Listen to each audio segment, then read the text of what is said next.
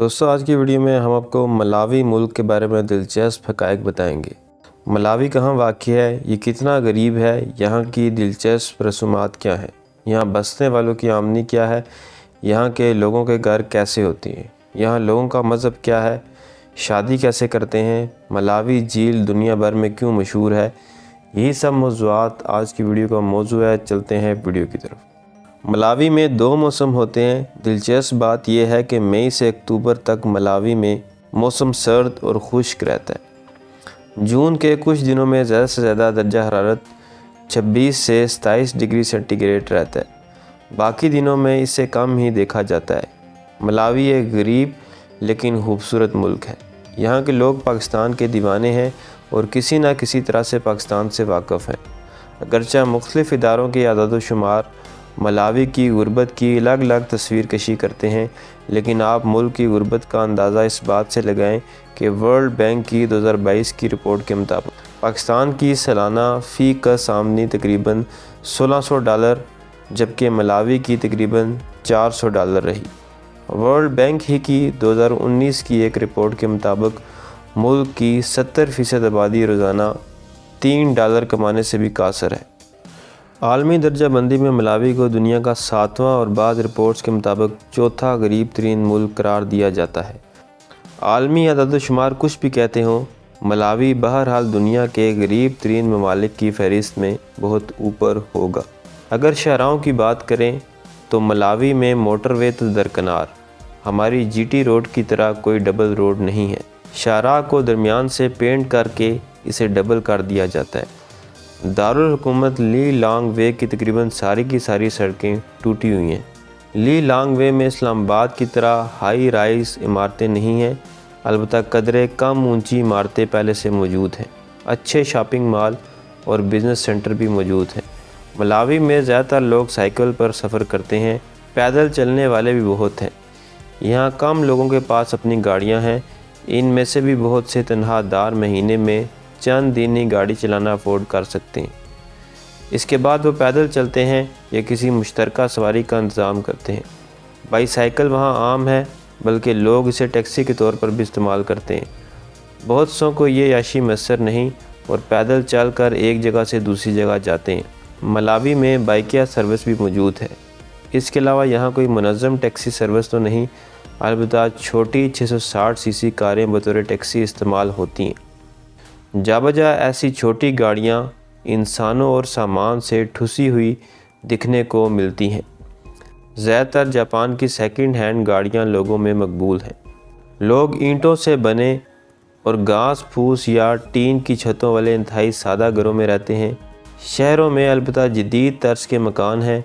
कुछ पोश एरियाज़ भी हैं जहाँ खुशहाल लोग रहते हैं। फ़ीकस आमदन तो कम है। गुर्बत का ये आलम है कि लोग दूध नहीं खरीद सकते। एक वजह शायद ये भी हो कि माल मवेशी पालना वहाँ ज़्यादा आम नहीं है। एक मुख्तात अंदाजे के मुताबिक 2 करोड़ 10 लाख आबादी के मुल्क में कुल 6 से 8 लाख जानवर होंगे। अंदाज़ों के मुताबिक मलावी का 25 से 30% रकबा जंगलात से घिरा हुआ है। मलावी के बाशिंदों की गुज़र बसर का इन्हिसार ज़्यादातर ज़राअत पर है। काम करने वाले अफराद में से तकरीबन 80% लोग ज़राअत से मुंसलिक हैं। मकई वहाँ की अहम पैदावार है। इसके अलावा लोग तंबाकू, चाय, गन्ना, कपास और मूंगफली उगाते हैं। कुछ लोग कारोबार, मामूली मुलाजमतें या सरकारी नौकरी करके घर के अखराजात का इंतज़ाम करते हैं। ताहम वहाँ काम की उजरत बहुत कम है, जो शहरी और सनती इलाकों में $5 रोज़ाना से लेकर घरेलू मुलाजमीन के लिए $3 रोज़ाना तक है। मलावी में शादी करना बहुत आसान है। अगर कोई लड़का किसी लड़की से शादी करना चाहे तो आम तौर पर वो अपने ख़ानदान के कुछ लोगों के साथ लड़की के ख़ानदान वालों के पास जाता है। जहेज़ वगैरह के मामलात पहले से तय कर लिए जाते हैं, जो अमूमन थोड़ी सी रकम, माल मवेशी या घर की चीज़ों पर मुश्तमिल होता है। लड़का लड़की और इसके ख़ानदान वालों को इस्तात के मुताबिक तोहफ़े तोहफ़ देता है। फिर मुकर्रर तारीख़ पर दोनों शादी के बंधन में बंध जाते हैं। इसके बाद आम तौर पर लड़का दुल्हन को लेकर अलग घर में रहने लगता है।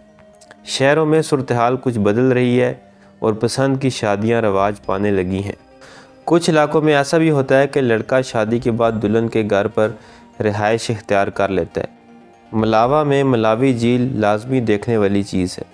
ملاوی جھیل تقریباً 580 کلومیٹر طویل ہے۔ اس کی چوڑائی ایک مقام پر 75 کلومیٹر تک جا پہنچتی ہے۔ تازہ پانیوں کی جھیلوں میں یہ دنیا میں چوتھے، رقبے کے لحاظ سے 9ویں اور گہرائی کے لحاظ سے دنیا میں 30 نمبر پر ہے۔ صرف یہی جھیل ملاوی کے کل رقبے کا تقریباً 25% حصہ گھیرے ہوئے ہے۔ جھیل میں مچھلیوں کی 700 سے 1000 اقسام پائی جاتی ہیں، جو دنیا میں سب سے زیادہ ہے۔ بین الاقوامی سرحد کے اعتبار سے ملاوی جھیل تنزانیہ اور ملاویہ کے درمیان تقسیم ہے، جس پر ان ملکوں کے مابین کچھ تنازعات بھی ہیں۔ مسحور کن خوبصورتی اور مچھلیوں کی سب سے زیادہ اقسام کی وجہ سے 1984 میں جھیل کو یونیسکو ورلڈ ہیریٹیج کا درجہ دے دیا گیا تھا۔ ملاوی کی کل آبادی اس وقت تقریباً 2 کروڑ 14 لاکھ بتائی جاتی ہے، جس میں سے تقریباً 74% مسیحی اور 14% مسلمان ہیں۔ مختلف رپورٹس میں مسلمانوں اور مسیحی آبادی کے تناسب میں اختلاف موجود ہے۔ ملاوی کا نظام تعلیم بھی دلچسپی سے خالی نہیں۔ 8ویں جماعت تک تعلیم کو پرائمری کا نام دیا جاتا ہے۔ اس کے بعد سیکنڈری اسکول ہوتا ہے، جس میں فارم 1 سے فارم 4 تک درجے ہوتے ہیں۔ فارم 1 اور 2 لوور سیکنڈری یعنی ہمارے میٹرک کے برابر، اور فارم 3 اور 4 ہائر سیکنڈری یعنی ہمارے انٹرمیڈیٹ کے برابر ہوتا ہے۔ اس کے بعد طالب علم یونیورسٹی، کالج اور ٹیکنیکل تعلیم حاصل کرتے ہیں۔ برطانوی راج کے اثرات کی وجہ سے سرکاری زبان انگریزی ہے اور اسکول کی سطح پر ذریعہ تعلیم بھی انگریزی ہے۔ چیچیوا میں بھی تعلیم دی جاتی ہے۔ انگریزی زبان میں تعلیم کی وجہ سے وہاں اسکول جانے والا تقریباً ہر شخص ہی کسی حد تک انگریزی میں بات چیت کر لیتا ہے۔ ملاوی میں پرائیویٹ اسکول اور کالج بھی کھولے جا سکتے ہیں۔ اگر مکمل طور پر پرائیویٹ اسکول قائم کرنا ہو تو تمام وسائل اور انتظامات اسکول کا انتظام کرنے والے ادارے کے ذمہ ہوتے ہیں۔ لیکن یہاں ایک دلچسپ ماڈل ہے کہ اگر آپ حکومت کی شراکت میں اسکول قائم کرنا چاہتے ہیں تو کمیونٹی آپ کو بلا معاوضہ زمین فراہم کرے گی، جبکہ حکومت نہ صرف اساتذہ مہیا کرے گی بلکہ ان کی تنخواہ بھی دے گی۔ ملاوی 6 جولائی 1964 کو برطانوی تسلط سے آزاد ہوا۔ آزادی کی تحریک کے پیچھے افریقی نیشنلزم کی سوچ کا بڑا عمل دخل تھا، جس کا روح رواں ہیسٹنگز کو سمجھا جاتا ہے۔ یہی ملاوی کے پہلے صدر بھی بنے۔ ملاوی میں دیہی حکومت کا ایک مضبوط نظام قائم ہے۔ گاؤں کا ایک سربراہ ہوتا ہے جسے ولیج ہیڈ یا چیف کہتے ہیں۔ پھر چند گاؤں کے اوپر ایک گروپ ولیج ہیڈ ہوتا ہے اور بہت سے گروپ ولیج ہیڈ اپنے علاقے کی نمائندگی کرتے ہوئے ایک ٹریڈیشنل اتھارٹی کو رپورٹ کرتے ہیں۔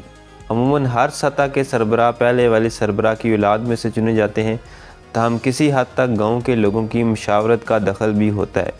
ہیڈز کو حکومت گھر بنا کر دیتی ہے۔ یہ نظام برصغیر کے پرانے نمبرداری نظام سے ملتا جلتا ہے۔ تو دوست یہ تھی میری آج کی ویڈیو پسند ہے تو چینل کو سبسکرائب کریں۔ ملتے ہیں اگلی ویڈیو میں۔ اللہ حافظ۔